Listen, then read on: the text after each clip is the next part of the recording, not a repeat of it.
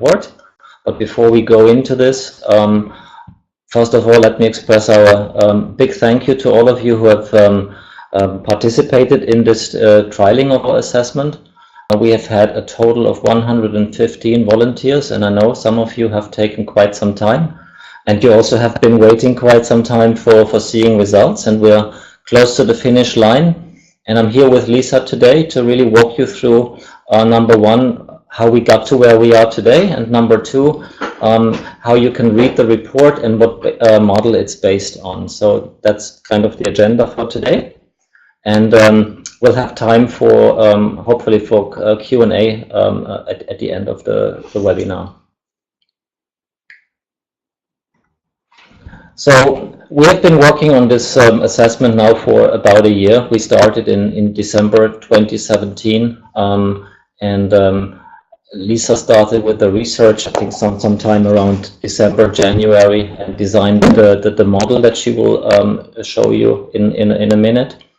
And we've been having help on writing the items and for the trialing, which then happened really in March and in the second quarter, the trialing, when you got involved into the trialing process.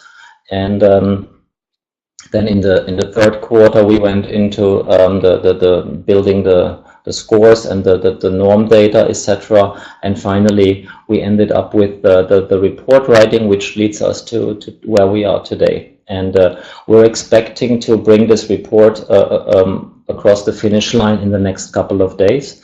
So hopefully you will have something under the Christmas tree as a little gift. We're partnering with a company in the UK that is specialized in assessing, in assessments. They're called STEN10, and they have been very helpful to us. So just wanted to mention that we're not doing this just Lisa and I. We had quite some help on this. Then over to Lisa for the research. Hello, everybody. So again, a big thanks from me as well. So when I started on this journey, one of the things that was really paramount to me and to us was that to really create an integrated leadership assessment report. What I found out in the market was that there was something for derailers, there was something for competencies, there was something from personality traits. And what was happening is people in either leadership programs or within assessment tools, they were taking a battery of assessments and really didn't understand how they all interrelated and how to make heads or tails for them. So when I started out on this journey, and I actually started even before December, I started in probably the fall of last year, and really started to going through all of the latest research. So looked at McKinsey, they have a very good practice area in leadership development. Korn Ferry has the amazing Korn Ferry Institute. So I really want to acknowledge that we built upon research that was already out there, and we didn't start from scratch. And Korn Ferry had also done a lot of scurrying the landscape and pulling in, so they understood what behaviors drove what behaviors and what does that all mean. The other area we look at, which is quite popular, is the Hogan derailers. This is what we call the dark side of the personality, or overused strengths. And then 5 factors. This is very common in terms of the 5 common personality traits. This cuts across almost every single personality assessment that's out here. And then we also looked at research from CEB, which is the corporate executive board, which people know about in the HR field, which is really about how do you identify high potentials, who are high potentials, what do they look like, and many more. So if I listed every resource out here, it would probably be 10 pages, but this gives you a good sense that the assessment tool was based on the latest research and what's out in the field. So from that research, we really found that we built the model into what we call 5 areas. The first, and I'm going to start from the beginning and then work my way out to the outside petals. So the inside is really about self-leadership, which is if you know yourself, then you can be much more effective. So that's that inner circle, which we call the human performance. So human performance really came from the body of 2 different pieces of research. It came out from the corporate athlete, which you might have heard of, also from Tignum. Now, the corporate athlete about 10 years ago. It was purchased by Johnson & Johnson. And the whole purpose of this is they wanted to understand what drives top performance. So when you look at the corporate athlete, it started in the sports arena. So they wanted to understand what is the difference between someone who's really, really good and someone who's a champion. And what they found is one of the key areas around human performance, it had to do with recovery. Who are those people that can recover fast, and how does that drive high levels of performance? So I'll talk about that in a little more detail when I get in. But this is all in, there's 4 areas, which I'll go into a little bit more detail, but you'll see it's mental mastery, purpose and values, emotional balance, and physical resilience. From there, we go to the next circle, which is traits, and this is traits is for potential. So we looked at all of the research around what drives high potentials in different companies across sectors, and then what we were able to do is to find what are those 7 key areas that are most identification of potential for companies. Then we have the drivers for performance. So here's a differentiator, which is this is what drives performance. So you could be a high performer, but you don't necessarily, a company might not see you as a high potential. So this helps to distinguish. Both are very critical for organizations. So it's not that one is more important than the other. The next outer one is the competencies, and this is broken into 4 categories, which is aligned to self. This is all about knowing yourself and how do you gain self-awareness and have confidence. The connect with people is all about how do you connect with others in terms of getting your work done. Think and know-how, these are more your business skills. And then act with purpose, think about is how you operationalize things. You'll notice the last one, which is called derailers, and this I talked a little bit about Hogan. And these are the behaviors that get in the way of a leader's success. And they can be overused strengths or the dark side of your personality. And you'll notice that when we go to the main body of the report when we trialed, and the assessment you took included derailers. Those were the questions that some people struggled with, which was what's more like you or less like you. We call those ipsative questions. And unfortunately, when we did the validation, the way we wrote the questions and the way they were done, it didn't really work well. So you won't see those elements in the report when you get it. And we had to actually do another second round of trialing, which then we were able to validate the derailers. So now, what are the unique features of this assessment tool that we've spent a year building?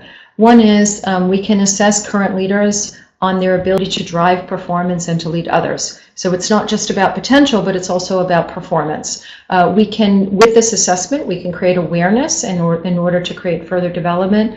For companies, we can give insight into bench strength at each level of leadership. So the way we've created the norm groups, it'll tell you how you compare to your level of leadership. Those norms will be, you won't see them in the report, but if a company asks for them, we have those. And we're able to identify high potentials and make smarter development investments. And then also you can use to enhance team performance. So let's talk a little bit about what came out in the trialing. So when you look at reliability, this is a question we get asked quite a bit from potential clients, because they want to know, well, I know you developed this assessment, but is it reliable? Is it really measuring what it was meant to measure? So most of you, and this is really where we give you a big thanks, because when we did this trialing, you'll notice that there were a lot of questions. And you might have said, is this ever going to end? And you might be laughing right now, but it didn't really feel funny when you were taking it. And the reason being is that in order to measure a particular area, you need at least 3 or 4 questions that have high reliability. And in order to get to those 3 or 4 questions at the end of this process, you typically had to start with 10 or 15 questions. So that's why it felt so long. So you were really instrumental in helping us to reduce the number of questions to get the right level of reliability, so we can say, yes, it measures. And the reason we had to go with a little more questions, is because this is a self-assessment. This isn't a 360 where you say, does this person coach, yes or no? And can people see you behavior? Can people see that in your behavior? This was actually a survey where you were rating yourself. So the output has to be highly accurate, which is why you might ask 3 or 4 questions in the same way. So getting back to the reliability. So according to the psychological associations, what they say is when you're doing assessment and building, that you must have a reliability score between 0.6 and 0.9 for it to be valid. And we were very lucky. So in the first round of trialing, which some of you, all of you participated, and some of you might even participated in the second round. So in the first round, we were really lucky where we were able to get human performance validated, traits validated, and drivers validated. So all of those have a high reliability score of greater than 0.7, meaning that would be considered the higher echelons according to the Psychological Association, which means they would give it like a high level of approval, saying yes, this is a fantastic tool. When we did for the competencies, we got mixed reviews where we had some competencies that did not perform well and did not measure what was intended to be measured. So we had to go back in the drawing board for the trialing. So when you see your report, you will only see the competencies that hit reliability of 0.6 or above. So in your report, you won't see all of them. And then the derailers, I had mentioned that earlier, that in the derailers that you will not see the derailers at all in your report. But they are in the final version of the assessment tool. And you'll notice that we did very well. I mean, in terms of the over 0.7 reliability is almost all items. We have just some of the derailers are sitting in the 0.6 to 0.7, but everything met the threshold for the Psychological Association. So now let's go into the more interesting pieces, which is about what does it mean for you in terms of your report. So when you go through the report, you'll see a report when you get this. You'll get it in a PDF format. The report is organized with going from the inner circle in the model, which I just described, to the outer circle of the outer petals. Most dimensions are broken down into 2 sections. One is what are your actual scores, and then what does those scores mean? And then the last section I just want to mention is for the drivers for performance. It'll be on a continuum, meaning it's not going good or bad. It just means if you're on the left side of the scale, this is what shows up. They tend to be more negative behaviors, less impact. And on the right side, you'll see greater impact. And when we get to that section, it'll make sense when you see it. So let's talk about the scoring. We use something called STEN scores. They're standard scores. They go from 1 to 10. The scores are broken into 3 categories. If you scored between 1 and 3, that means it's an area for development for you. If you scored between 4 and 7, it means you're effective in that area. And if you're scored 8 to 10, you're highly effective. Let me just make a comment here about the scoring. You will find that some of the questions were written in the negative, meaning that they were scored there. You might have scored high, but it was really an opposite score. We were looking for a behavior.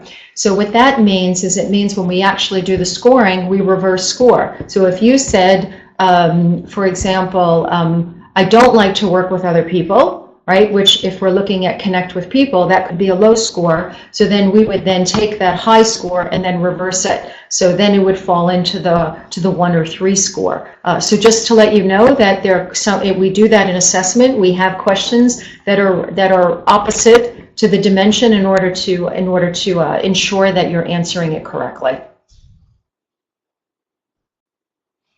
So let's go to human performance. This is an interesting part of the assessment tool. It's not in other assessment tools that we've seen. So there's 4 key areas in this. The first one is purpose and values. And the purpose and values, the first one is about when you know you're connected to your own personal purpose and values, and you're true to them, and you're true to them, and you make decisions on them. You tend to, if someone goes against those values, or you do something that goes against your values, you tend to get very cross. You'll get upset. You'll find you'll get quite irritated.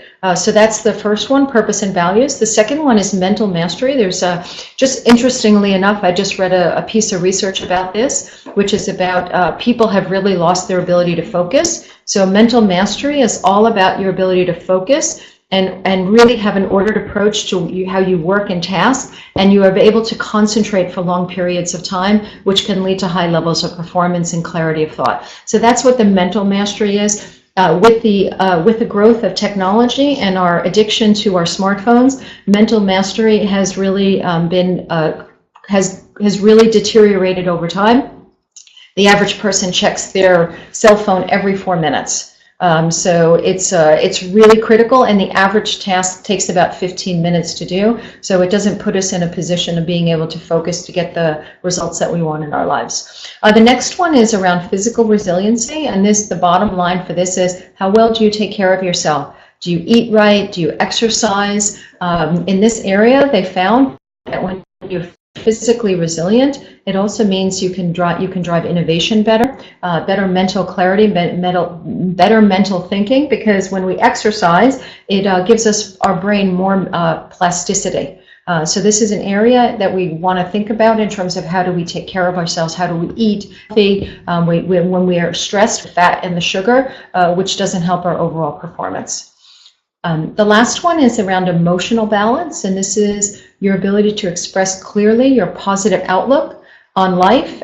Even when faced with challenges, you're able to reframe fairly quickly, and you're also able to have personal healthy relationships. You invest in those relationships, you make them a priority, and you also invest and develop in yourself and nurture those relationships. Okay. Do you want to open it up for questions before we go into, let me just see if people have questions before we go into any more detail. If you have any questions, you can just put them in we're opening it up for questions. Awesome. Yes. Clear so far, thanks. Okay, thanks, Patrick. Anybody else have any questions or comments so far?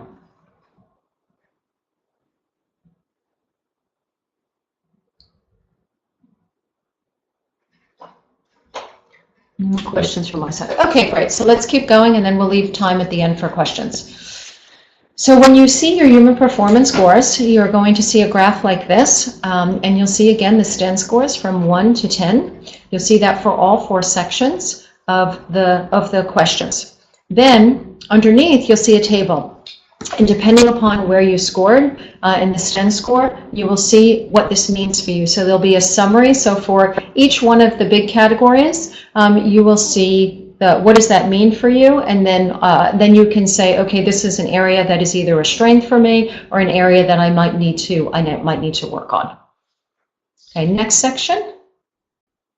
So the next section is traits for potential. So when we look through all the research, we found that for the folks who climb highest in organizations, that there is 7 consistent traits that these people hold, whether male, female, doesn't make a difference what culture. These are the ones that are most important for moving up in an organization and having the greatest potential. So composure, I'm not going to go through each one of them. You'll see it's composure, assertiveness, persistence, risk-taking.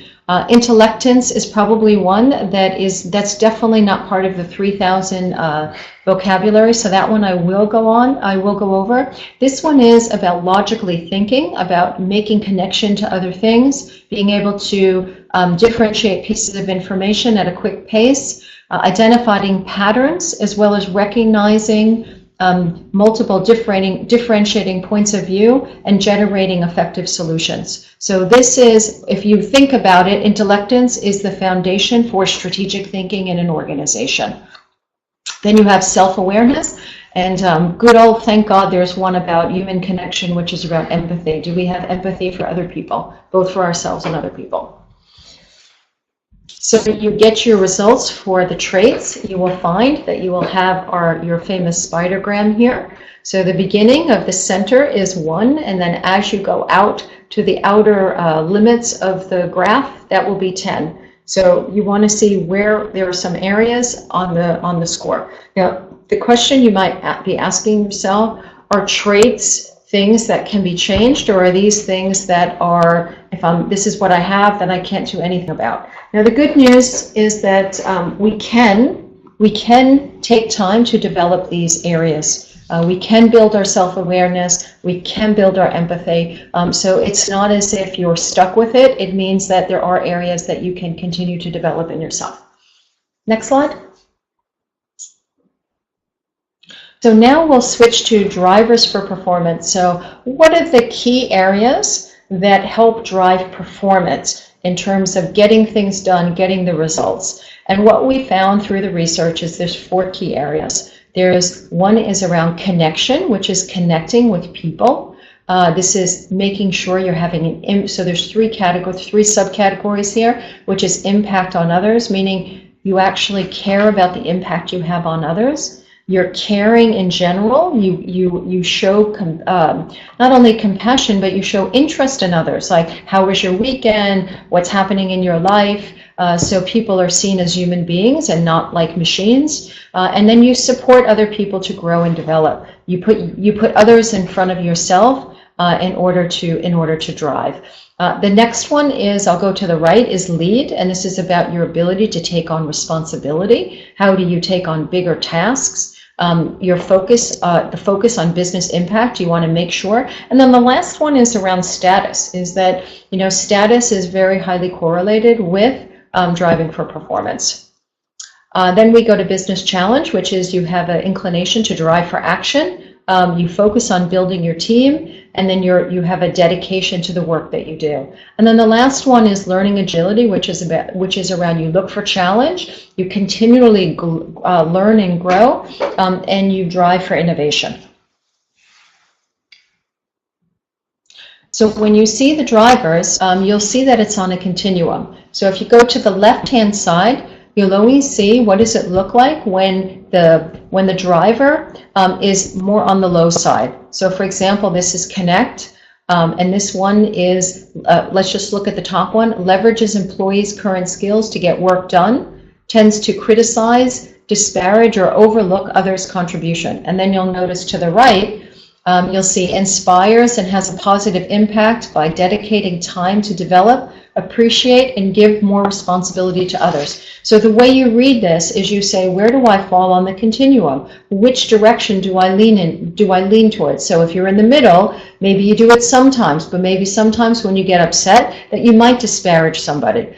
So this shows in terms of what is the frequency in terms of you doing the behavior. The more you go to the right, the more frequent you do it. The more you go to the left, that's where you have more frequency. So again, this is a continuum that you will find when you look at the report. So we don't give you in this section what are the implications, because the implications are written into the continuum already. So the next section that we have here is we have the competencies. And these are the leadership skills that matter most for success in the current business environment. These are the important leadership competencies that help us navigate in the VUCA world, which is where we have uncertainty, volatility, and things are moving quite fast than they were even 10 or 15 years ago. So we have 4 big categories. You'll see that the 2 categories on the top are much more related to human beings or people, which is connects with people and align with self. And then the ones on the bottom are act with purpose, meaning this is where we operationalize it. This is where we make things happen. This is where we can mobilize other people. We operationalize things. And then think and know how, it really has to do with what are our business skills, what are our ability to have really understand numbers. This is our think and know how skills. So when you get into each one of the competencies, you can go to the next one, you're going to see again, aligns with self. You'll see that there are 4 categories. There are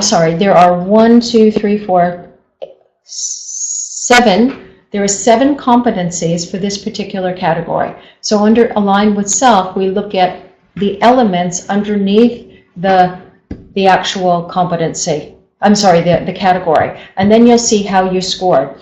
Then what you'll find is what does this mean for you? Again, you'll see for each one of the overall competencies, you'll say what is the impact and what does that mean?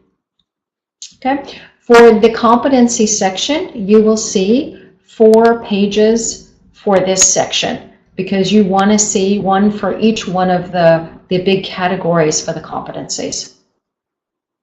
So that is how you read the report. Let me open it up now for questions to see if you have any questions in terms of the report. You want to open it up? For them to speak. Yeah.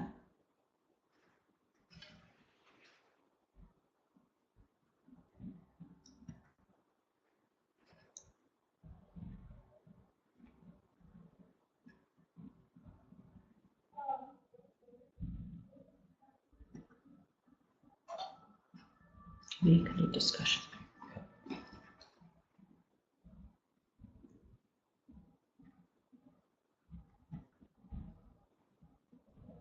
Okay, any questions at all on the report or how to read it?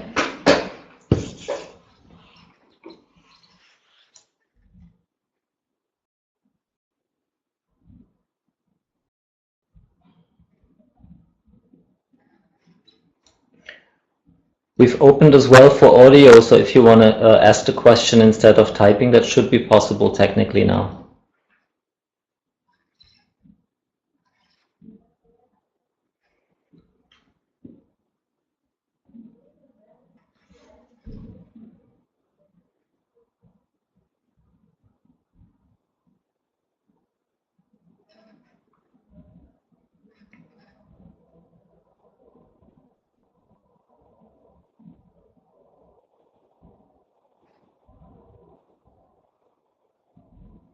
No question, but the tool looks very comprehensive. Sorry, I don't have a mic on my computer. That's all right, Kizzy. No problem. Maybe you should leave questions to the end.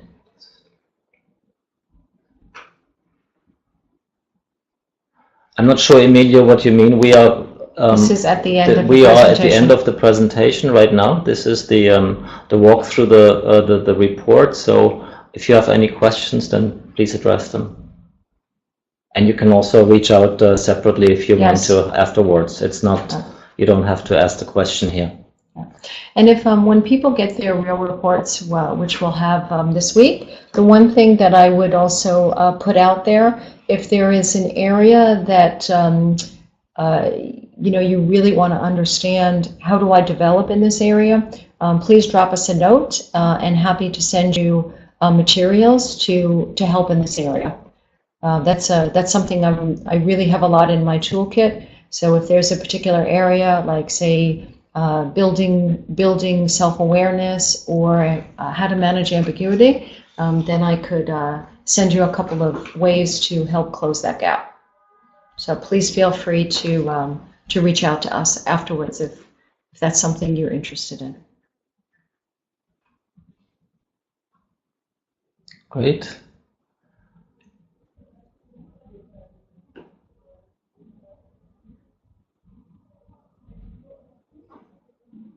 Okay, so we have a Patrick. So, God, I kept to put my glasses on. Is there any relation between the rating I get and the top 10 performers, so that we have a way to know where we stand versus top-notch leaders?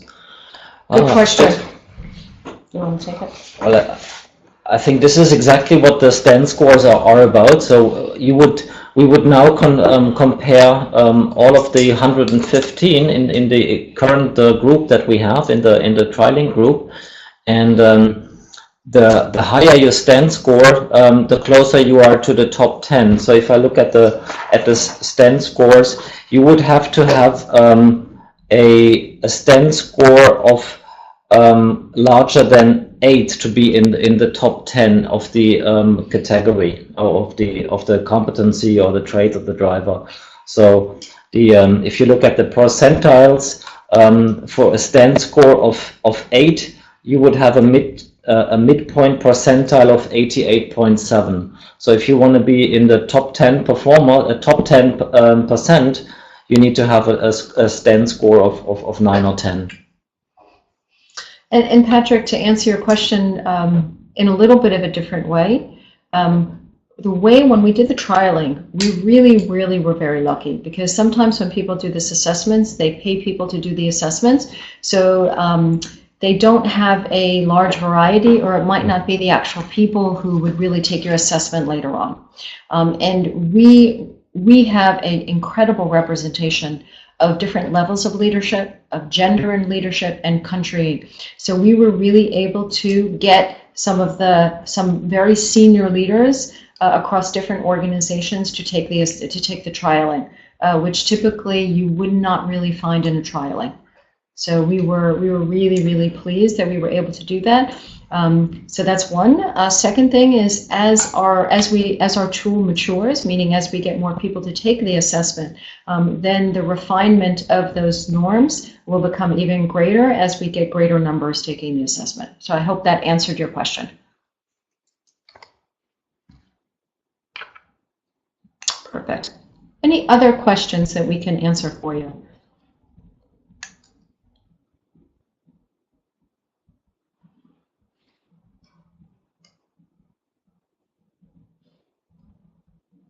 Okay, so if there are no other questions, then we'd like to wish you a very happy holidays. Thank you again for your patience. It has been a long process in bringing this baby to birth, because it really has been like creating a baby in terms of birthing something. So thank you again. Again, please, when you get your reports, and if you have any questions, please feel free to reach out to myself.